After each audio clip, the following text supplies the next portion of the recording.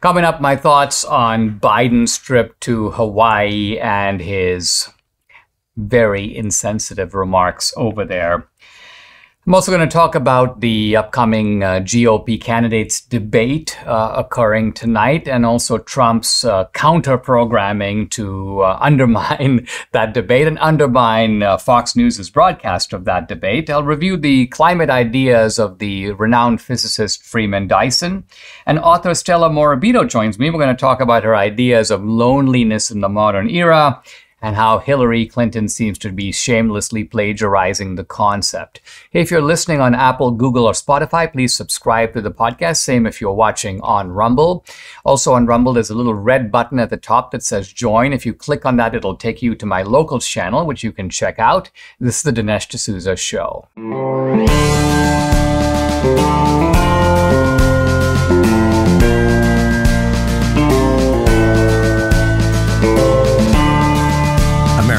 Needs this voice.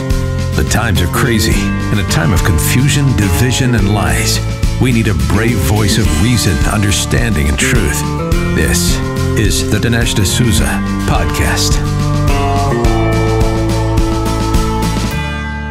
I want to talk about Joe Biden's trip to Hawaii and look at his actions, or inaction in some cases, as a window into what kind of a guy is Joe Biden. Now, we know things about Joe Biden. He's a crook.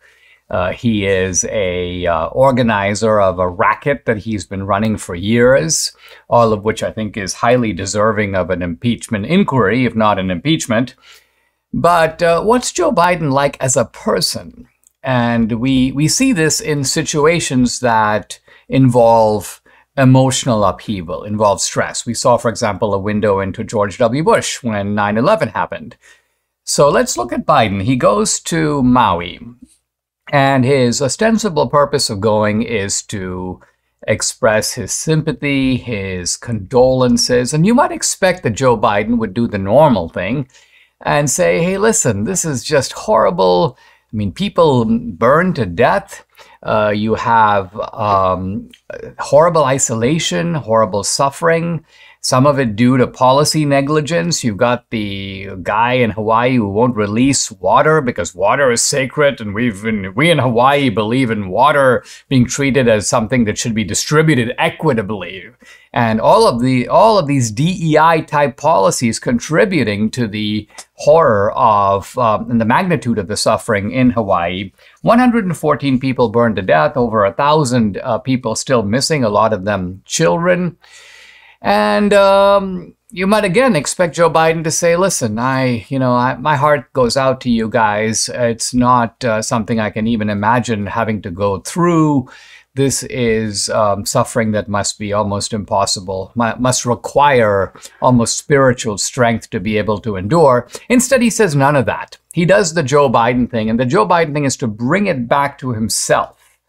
Now, this is not kind of radical narcissism of the Obama type. I mean, when Obama talked about bin Laden, you got the idea that Obama, there were so many I's in his speech, I this, I that you would think he did it himself.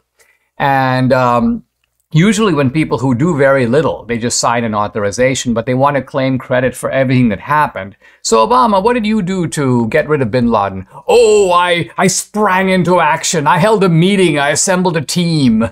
Blah, blah, blah. With Joe Biden, the I takes on a little different connotation. With Joe Biden, it's always like, oh, you think you're suffering? Well, I can totally identify because you know what? The same thing happened to me. You think that you lost your kid in Afghanistan or in Iraq due to my horrible botched policies in Afghanistan? No problem. Reminds me of the time my son was killed in combat. Leave aside the fact that Joe Biden's son was not killed in combat. But Joe Biden basically makes up, he exaggerates, and this is his form of narcissism, which is always to bring it back to himself and say sort of, funny you mentioned this because the same thing happened to me. And in Maui, this took an almost comic quality. Joe Biden goes, oh yeah, you think you're suffering. Well, guess what? My house burned down. Now, Joe Biden's house did not burn down. There was a kitchen fire which lasted for precisely 20 minutes, according to official reports. And then, as if to pile on insensitivity on top of insensitivity, Biden goes, I almost lost my cat. I almost lost my Corvette. And there are memes now on Facebook and so on of like a big blazing fire consuming the whole horizon. And there's Joe Biden driving away in his blue Corvette, 1967 Corvette. So this, I think, reflects the callousness, the isolation, the out-of-touchness, the fact that we have a chief executive who just doesn't really care. And so he can't say that. He can't say, ha, you know what, you guys in Hawaii, I mean, you've had it rough, so no big deal to me. You know, I'm getting on in years. I've got my own problems. I got to stay one step ahead of the posse. And I'm trying to get reelected. So, but he can't say that. So he goes, you know, guess what? The same thing happened to me. But far from this showing empathy, consideration, and in fact, think about it even in normal terms. If you lose a child or you lose a mother, and someone comes up to you and goes, well, I lost my mother 30 years ago. Well, we're not talking about your mother. You're over that. It's been a long time ago. We're talking about my mother who just died. And all I'm looking for you to say is, I'm really sorry to see you having to go through this. It's always tough to lose a parent. End of story. But it's not the end of story to Joe Biden. And that, I think, is a telling window into this man's ugly character. If aches and pains are your problem, Relief Factor is your solution. Debbie and I started taking Relief Factor a couple of years ago, and we've experienced the difference. Our joints, nothing short of amazing. Aches and pains are totally gone thanks to this 100% drug-free solution called Relief Factor. How does it work? Relief Factor supports your body's fight against inflammation. That's the source of aches and pains. The vast majority of people who try Relief Factor order more because it works for them. It works for Debbie. She can now do exercises that for several years she wasn't able to do. So it's been a big game changer for her aunt, other members of our family. Mike here in the studio now is a regular user of Relief Factor. You too can benefit. Try it for yourself. Order the 3-week quick start for the discounted price of just $19.95. Go to relieffactor.com or call 800-4-RELIEF to find out more about this offer. Number again to call, 800-4-RELIEF, or go to relieffactor.com. Feel the difference. Big debate coming up tonight, and also a interesting counter-programming to the debate. What am I talking about? The GOP candidates debate that is being sponsored by Fox News. It's being held in Milwaukee, and the candidates will be there. Vivek Ramaswamy will be there, DeSantis, Nikki Haley, I'm assuming Chris Christie, and Larry Elder, who apparently was being excluded from the debate initially, but was able to show, listen, I've got the 1% poll support, and I've got the minimum number of required donors, and so Larry will be in the mix as well. Should be pretty interesting. Fox very weirdly is trying to restrict the way that the debate is covered on other media and other platforms. Like, gee, you guys can't post more than I think it's a 3-minute limit. Which seems very wrong in a presidential candidate's debate. You should be able to have public access to this information.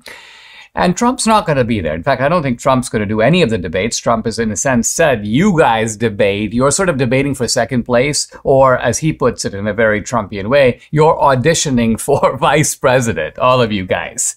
Now, people say, well, this is a very unseemly behavior from Trump, and some of the critics are like, he should debate. But I think that Trump looks at these things in very transactional or pragmatic terms. You know, Chris Christie's there, I'm ready to bash Trump, I'm going to come fully equipped, I'm going to bring all my javelins and so on. Trump's thinking, well, okay, well, why should I appear on this platform, give you a giant podium to throw your javelins at me?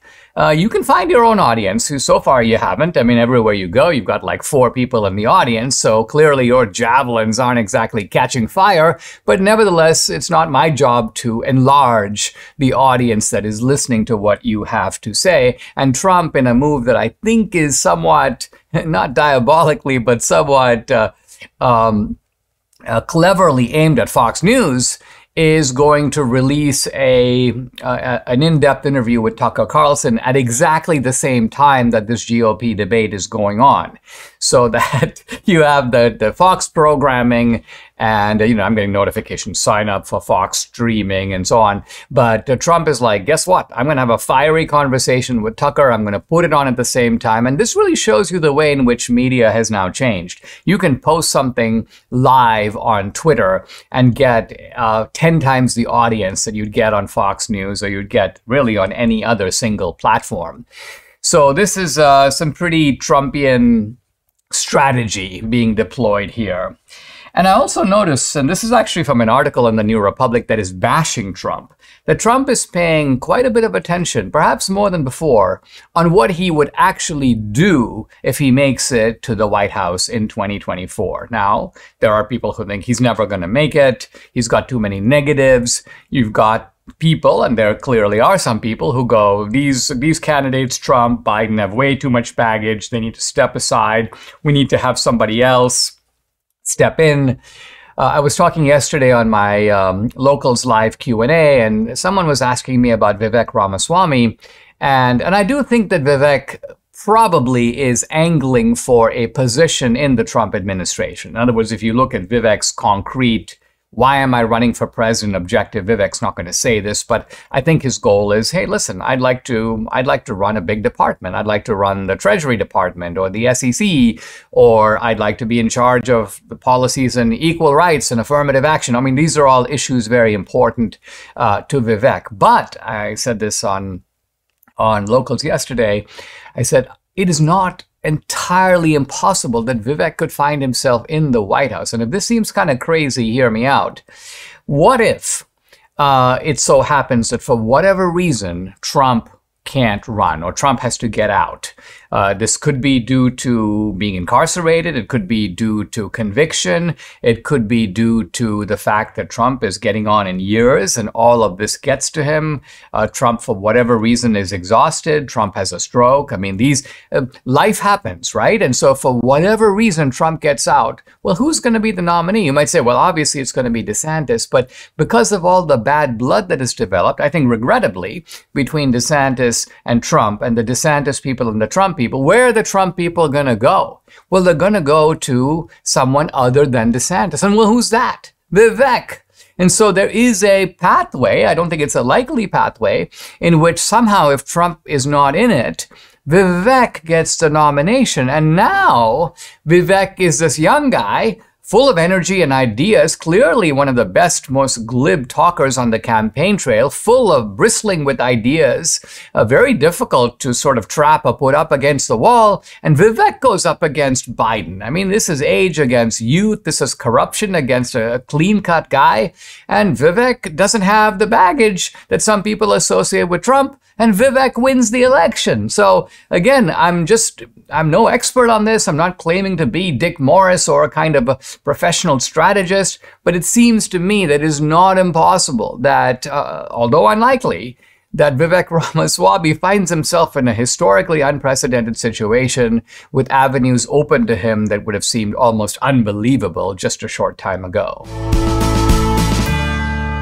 Debbie and I are on a really good health journey, but we still struggle to eat enough fruits, veggies, and fiber. Now, that's not optional. You got to do it. It's essential for your health. And lucky for us, we discovered Balance of Nature. And there's no better way to get all your fruits and veggies plus fiber than with Balance of Nature.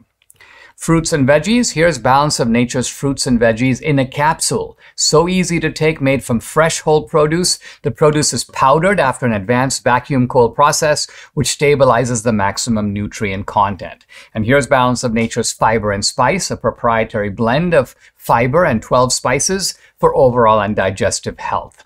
Join Debbie and me. Start your journey to better health right now. Call 800-246-8751 or go to balanceofnature.com. You'll get 35% off your first preferred order by using discount code America. Again, the number to call, 800-246-8751 or go to balanceofnature.com. Get 35% off your first preferred order by using discount code America.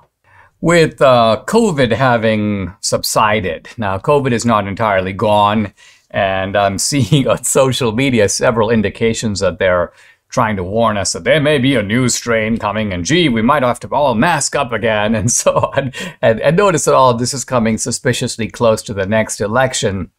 But I don't think people are going to go for it. And so the left has gone to its other kind of fear-mongering issue, and that is, of course, climate change. The apocalypse is coming. I mean, with the zeal of a kind of religious fundamentalist, the left is all about the world is about to end, and very, very soon. In this context, I just came across, and this is something that is not new, in fact, it's about a decade old, a very interesting in-depth conversation about climate issues with Freeman Dyson. Now, Freeman Dyson is a leading physicist and mathematician, trained at Oxford, somebody who has been mentioned in the past for the Nobel Prize. And Freeman Dyson, his associations go way back. I mean, this is a guy who knew Einstein. This is a guy who was close to the people at the Manhattan Project. And this is also someone who has made remarkable discoveries both in physics and mathematics. And so this is not your ordinary, quote, climate denier. This is a guy who has wide experience in many interdisciplinary areas of science. This is really what makes his interview interesting. And in fact, he says in the interview, when the interviewer says to him, you're not really an expert on the climate. He goes, well, I think the difference between me and most of the experts is that I have a much wider view of the whole subject. I was involved in climate studies seriously 30 years ago. And he goes on to make the point that climate studies are not just about temperature. They're not just about, measuring, for example, the temperature of the ocean. They're not just about measuring the atmosphere. He says this, he says that there are 5 reservoirs of carbon in nature, and they are sort of in close contact and they interact with each other. So there's the atmosphere, there's the upper level of the ocean, there's the land vegetation, there's the topsoil, and then there's fossil fuels. And he goes, these are all about equal in size, and they interact with each other in very complex ways. And he goes, one problem with the climate crew is that they isolate 2 factors out of these 5, which is the temperature of the ocean and the temperature of the atmosphere, and they go, here you go. As if these things are things that are happening sort of by themselves and without interacting with all the rest of it. He also goes on to say that climate change is in no way a global phenomenon. And this is really important because we keep hearing about the planet is threatened, the globe is threatened, human extinction is involved at stake, and so on. And he says, you might think that this climate change that they're talking about is happening and happening in roughly the same degree everywhere. He goes, false. When somebody says that, let's say that the Earth's temperature has gone up a degree and a half in the last 100 years, he says, we're not talking about every part of the Earth being 1.5 degrees warmer. No, he says, climate change, there is a measurable difference. It doesn't seem to me to be a scary difference, but it's a difference. He says, is locally concentrated. Climate change is only happening in certain areas. So where exactly is the world warming the most? Well, it's warming the most in the coldest areas. So think about that. Is this really a horrible thing? Iceland and Greenland, which are normally like 45 below zero in the winter and pretty cool even in the summer, are now 1.5 degrees warmer than they were before. So, isn't that a good thing? Let's go ask the people in Iceland and Greenland if they really mind. Things are now a little warmer than they were before. So this is the type of talk you get from Freeman Dyson. It's practical, and it zooms in on the data, and it tells you things that are camouflage. And this is actually one of his key points. He says, this is what I call propaganda, to take for granted that any change is bad. This is how it goes. He says, why should you imagine that the climate of the 18th century, which is what they call the pre-industrial climate, is somehow the best climate for man? He goes, where do you get that idea? Who told you that? And yet that is the baseline. You look at pre-industrial climate, then you look at now and you go, oh, wow, things have really gotten worse. He goes, how do you know that they're worse? And so the interviewer then goes on to say something like, well, it certainly is a disruptive change. And Dyson goes, well, in some areas it's disruptive. But he goes, so why is disruption always bad? I mean, technology has disrupted things. Aren't we glad to have modern medicine? Aren't we glad to have modern ways of making food so that we can actually feed the, 9 billion people on this planet? And he goes on to say the change that is now going on is strongly concentrated in the Arctic. It's not global.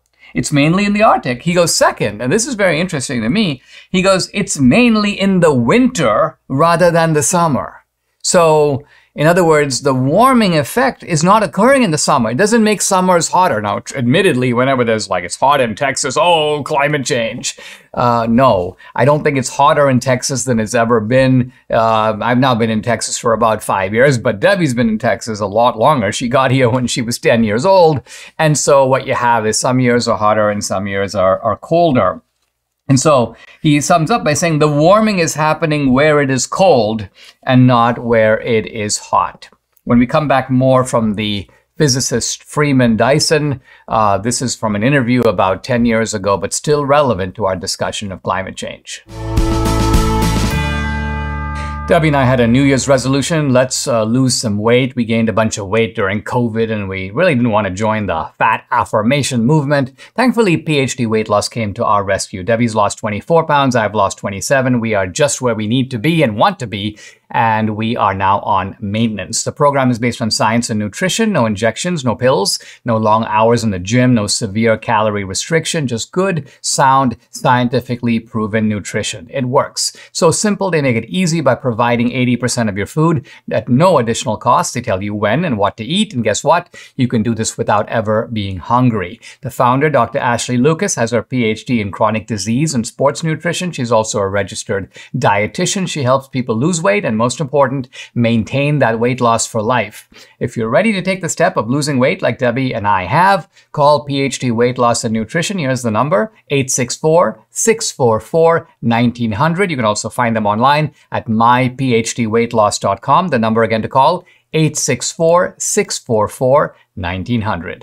I'm continuing my discussion of the physicist and mathematician Freeman Dyson and his views, somewhat heretical in light of the modern climate orthodoxy being pushed by the left. And Dyson says, go ask the people in Greenland. He goes, they love it. They love climate change. It's made their life easier. He goes on to make a point that I've made before in the podcast, which is that more people die of cold in the winter than die of heat in the summer. And this is true even of so-called hot countries. So India is by and large a hot country.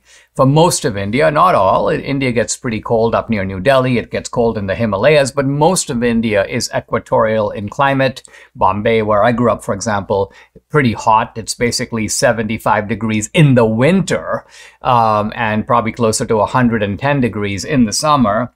But nevertheless, even in India, a hot country, more people die of cold than die of heat.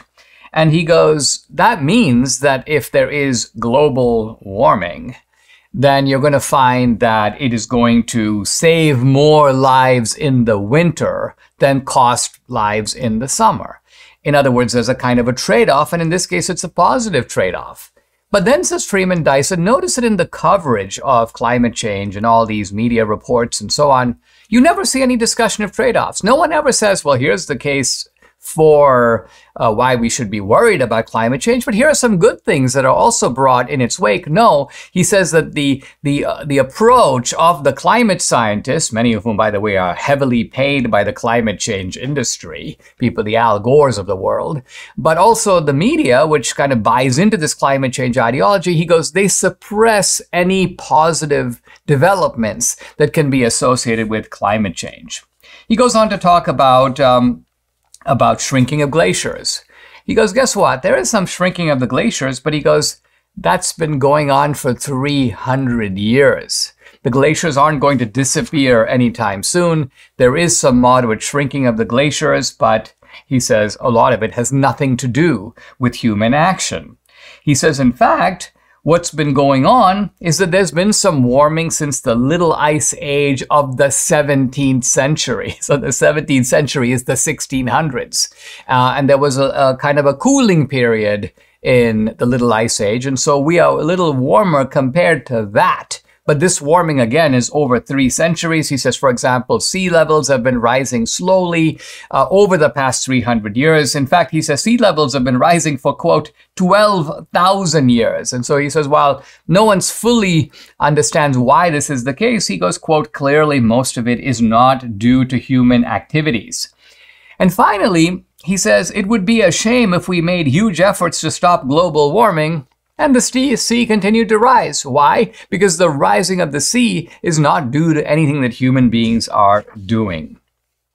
And then he makes a final point that I think is also important, and that is, he says there's a certain Western provincialism, a narrowness of mind associated with this climate change stuff. He goes, outside of the Western orbit, people sometimes, well, under pressure from the West, will mouth the slogans, but no one really believes it. He says, go, for example, to China or India. And he makes this point, I'm not quoting him, I'm quoting Freeman Dyson. I feel very strongly that China and India getting rich is the most important thing that's going on in the world at present. Now, he's speaking colloquially. He's not talking about national wealth. What he's saying is that hundreds of millions of people who were previously desperately poor. Think of India. The image of India when I came to the United States was the begging bowl of the world, the outstretched hand. Hey, make sure, little Johnny, that you finish your food because there are millions of starving people in India. Well, not so many millions are starving anymore. Now, why is that? That is mainly because India is developing, it's industrializing, so a lot of the poor people are moving into the middle class. There's still a lot of poor people in India and in China, but now India and China have a swelling middle class, which includes tens and in some cases hundreds of millions of people. So this is a good thing. It's a good thing because people who had to, who lived in huts, people who had to go to the beach to wash their clothes, people who had to just swelter in the summer and shiver in the winter, and now have apartments, they have washing machines, their children have enough to eat, they can even afford to take them to the dentist.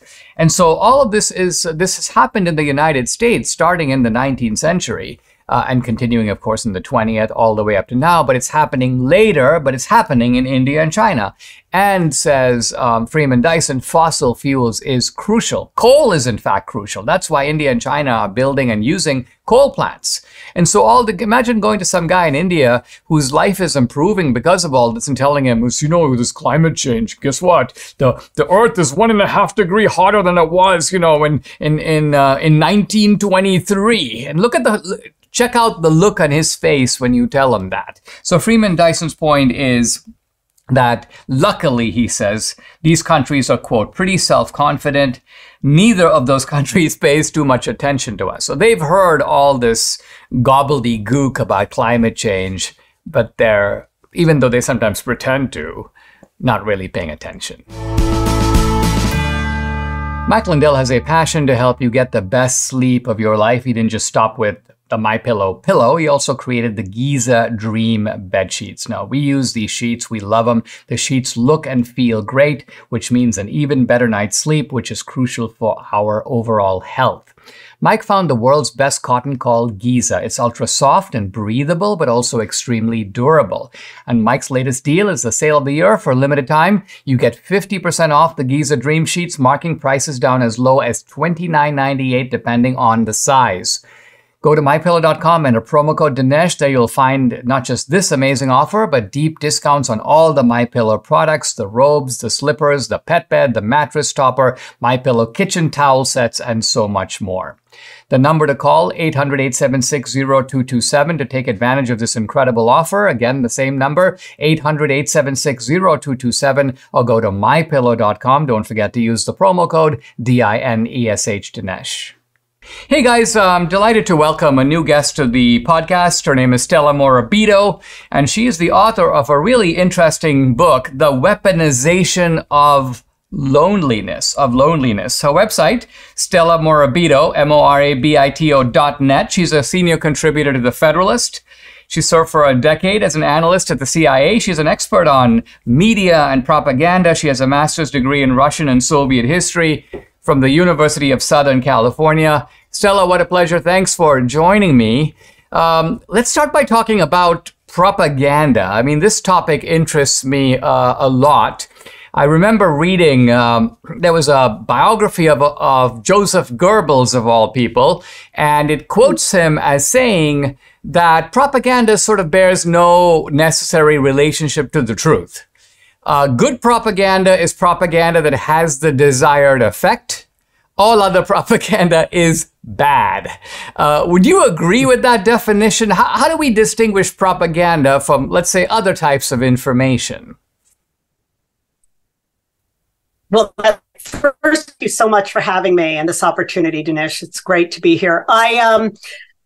Yes, propaganda relies a lot on influencing people in order to move an agenda forward. And that is really the thesis of the great scholar Jacques Ellul, who wrote, I believe, the epic book called Propaganda, The Formation of Men's Attitudes. And he discusses this, how important it is that propaganda has a kernel of truth in it that captures the imagination of the populace and then moves forward to try to draw them into an agenda for good or ill, mostly for ill. And so, yes, repetition is part of it. Having a kernel of truth in there is part of it. And it has a huge effect. A huge ill effect, I believe, on our society. It has been having, with the whole issue of social isolation and loneliness when we're drawn into that trap of propaganda and censorship, which is another part of the flip side of propaganda, preventing any other narrative from getting through. Now, Stella, in traditional, not traditional, but classical sort of socialist societies or police states, the state has been the central sort of director, the choreographer, if you will, of public propaganda. I think, for example, about the Nazi state, but also about the Soviet state. The media was in that sense under direct control. How do you explain the peculiar propaganda we have in our society that seems to amorphously arise? The state is involved, but you also have academia, you have the media, you have digital platforms. You seem to have this kind of private-public octopus working together to achieve propaganda. Does that surprise you that it works that way here? Well, yes and no. I mean, first of all, we were founded as a constitutional republic, so we have that basis, that foundation. At the same time, people with or organizations that have an agenda for social control and social engineering are always going to try to move towards that one-party state where no other narrative is permitted to get through. And that's what you had, of course, when the Bolsheviks took over Russia. The very first thing was a takeover during the revolution, October, actually November because of the calendar difference, but 1917, taking over the telegraph, all the media, the presses, all of that. That's number one. You cannot permit people access to any other source of information in a one-party state. And unfortunately, what I see in answer to your question is that we seem to be moving in that direction. And that is what is so dangerous to freedom, so dangerous really to healthy community, a sense of healthy community when people aren't really allowed to exchange ideas. I mean, from what you say, I'm getting the idea that propaganda bears a kind of essential relationship to ideology. And I say that because if you think of a tyrant, let's say in the year 900, AD, this guy was mainly concerned with shutting down opposition, maintaining his power, presumably trying to get his son next in line. But there was not an ideological component to it. And that's really what seems to distinguish modern propaganda. Number one, you've got the technological aspect and technological capacities that didn't exist before. But the other is that what convinces all these independent media outlets, for example, to censor the Hunter Biden story, even though they're not forced to do it by the state, is that they all share the same ideology. Right. They have the same outlook. They have the same psychological outlook. Even though they might have different interests, whether it's a corporate interest or money interest or, any of that, there is that common outlook that, oh, we know better. We are fighting for the greater good, or we know how society should best be run. And now, of course, because of the technological factor involved in all of that, what you end up with is more of a global, not so regional. I have a chapter in my book that talks about all of the different totalitarian movements, starting with Jacobin France during the French Revolution and the mobs and the de-Christianization campaign there, and then moving on to the Bolsheviks, the Nazis, Mao's Cultural Revolution, the struggle sessions. All of this is due to that common outlook, the social engineering. We know best. Society needs to get with this program. But those were all regional. They were all kind of confined to whether it's China or Russia or Germany or France, different cultures, different boundaries. But today what you have is much more dangerous. I call it a hydra-headed beast because it's coming from so many different directions. The corporate world, the media, big tech, all of the institutions, banking, finance, everything seems to have been captured by what we call wokeness, or this push to, get everybody in line with this common outlook. Let's take a pause. When we come back, more with Stella Morabito, the book, The Weaponization of Loneliness.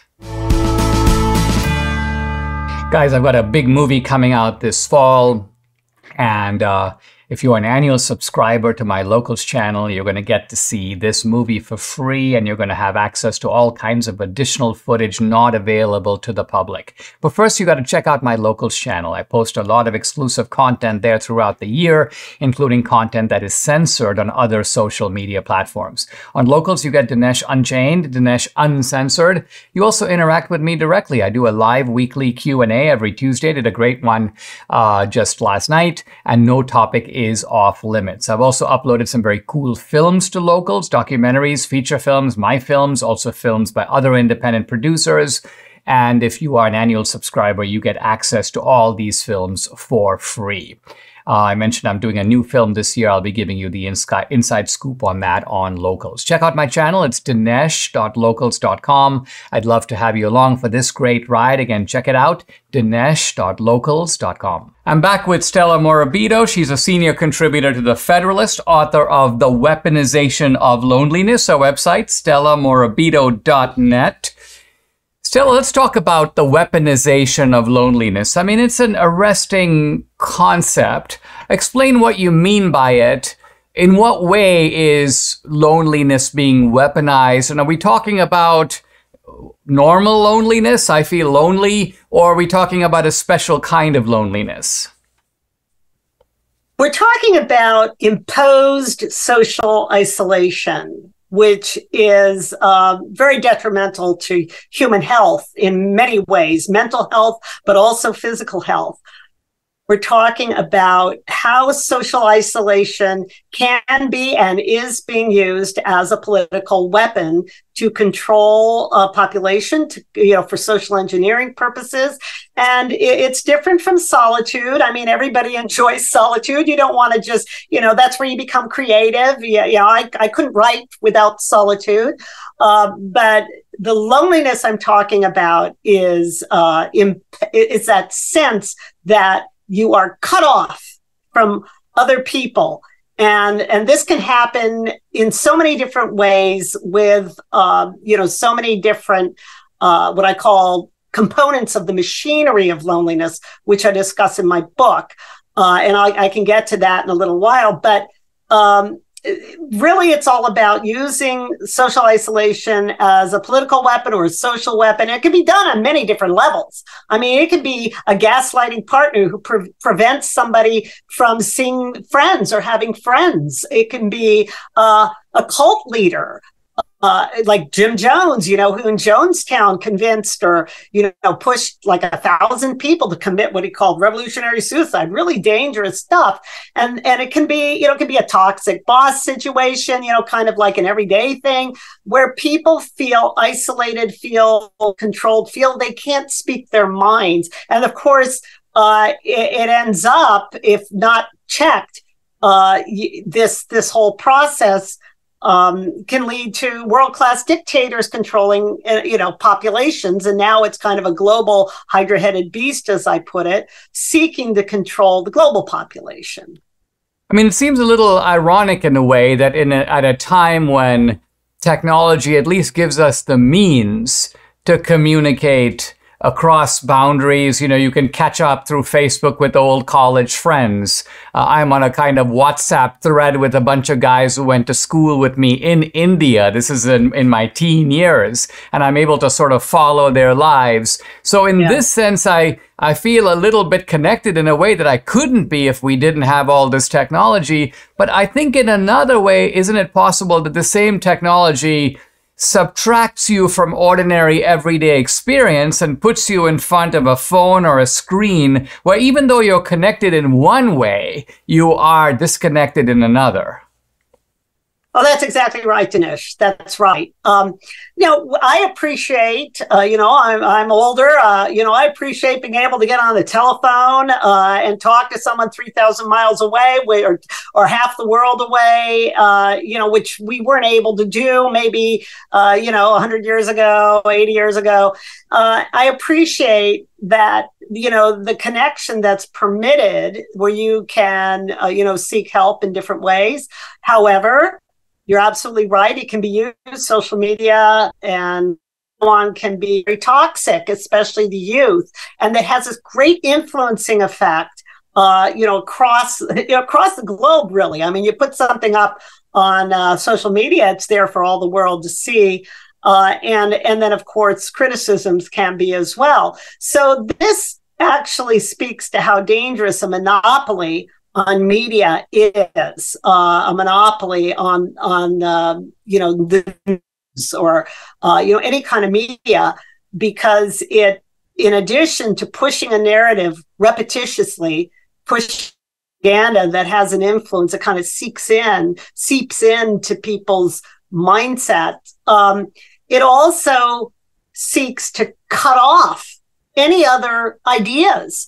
And this cutting off, political censorship, people do not understand how dangerous it is for human thriving, for having to even establish relationships. I mean, if you can't speak openly to people, you can't develop relationships with them. And when you're always going to be fearful of being demonized by a term, and you know that there's a 1,000 of these out there, whether it's election denier or white supremacist or, conspiracy theorist, bigot, racist, the list goes on, and people become more and more fearful of being demonized that they shut up. And this is where the machinery of loneliness that I talk about in my book goes into action. It has three main components: identity politics, political correctness, and mob agitation. Identity politics erases us as individual, unique human beings, forcing us to look at ourselves only as a member of some demographic group or oppressor or victim. And then on top of that, political correctness induces us to self-censor under the guise of, not wanting to, well, not under the guise, but for that, due to that fear of ostracism, they say the wrong thing. And that really tears a society apart. And of course, mob agitation is there to enforce identity politics and political correctness, and which really keeps us more and more isolated from one another. And of course, all these other components, whether it's, propaganda, censorship, snitch culture arises from that, criminalization of comedy, all of these things that serve to isolate and separate us. When we come back, a final segment with Stella Morabito, the book we're talking about, The Weaponization of Loneliness. I'm back with author Stella Morabito. We're talking about the weaponization of loneliness. Do you think, Stella, that a motive for all this is to strip away people's connections with other human beings or groups around them so that they're standing shivering and naked before the all-powerful state? In other words, I don't have other local associations to depend on, so gee, the federal government needs to step in and protect me from really life itself. Oh, absolutely. No, that is really what what we're ending up with is a greater and greater sense of isolation, which I believe is being cultivated really through this whole machinery of loneliness that you can see in so many of the policies, the public policies that are pushed that lead to family breakdown, community breakdown, the war on religion. All of these things serve to isolate us because, if you think about it, our ties of trust with other human beings and love, that those bonds are really where we get our inner strength. That's what allows people to resist tyranny, is knowing that you've got people who love you that you can fall back on. So you're more able to speak your mind when you have those connections. And so that's why, as Hannah Arendt, the author of the mid-century book, The Origins of Totalitarianism, made the point that all tyrannical governments seek to bring about isolation, because you can't use terror as a weapon if people have these other bonds. And so absolutely, that's right. And that is what we see being broken down. Stella, in a kind of weird twist, it appears like people kind of on the left, Hillary Clinton notably, but also perhaps The Atlantic, have sort of grabbed onto this concept of loneliness, the weaponization of loneliness. Talk about that, and to what end are they deploying it? Because clearly they're not endorsing all the concepts you've just talked about. They're in fact on board with many of the strategies that lead to this kind of isolation. So talk about the pirating of your concept and your idea by Hillary Clinton. Yes, this was really interesting. Very recently, Hillary Clinton came out with a 3,500-word think piece in The Atlantic, titled or headlined "The Weaponization of Loneliness." And that was really the first time I saw the term unrelated to my book. I've done a lot of interviews on this book, and, there've been reviews, and I've written about it. So I think what is going on here is taking that term and flipping it on its head. Hillary Clinton also brought it up during her interview with Rachel Maddow after the Atlantic piece came out. And what was going on in her piece had nothing to do. It was diametrically opposed to my thesis. It wasn't a thesis at all. Basically, if you read her Atlantic piece, it's really an enemies list. It's a demonization, attempt to demonize everything, quote, right wing. She has a long list: Steve Bannon, Rush Limbaugh, Newt Gingrich. And how they are responsible for our crisis of loneliness and social isolation. And a second reason that I believe it was used was to promote Vivek Murthy's, the Surgeon General, came out with this advisory on loneliness and social isolation that she, sees her book, It Takes a Village, to be the forerunner to that recent advisory. And so she's promoting this, what I think, I've written a 3-part series at the Federalist about Murthy's advisory, which, bottom line, looks like a blueprint for government invasion of the private sphere of life. If you read it, the whole infrastructure for controlling our social connections is in there. And so I think that plays a large role in co-opting or borrowing, or whatever you want to put it, the title, The Weaponization of Loneliness, to try to blame everything, quote, right wing for the crisis that we're going through as a society. Yeah, fascinating stuff, Stella. And Guys, Stella Morabito, senior contributor to The Federalist, the book we've been talking about, The Weaponization of Loneliness, the website, stellamorabito.net. Stella, a real pleasure. Thanks for joining me. Thank you so much, Dinesh. Subscribe to the Dinesh D'Souza podcast on Apple, Google, and Spotify, or watch on Rumble, YouTube, and salemnow.com.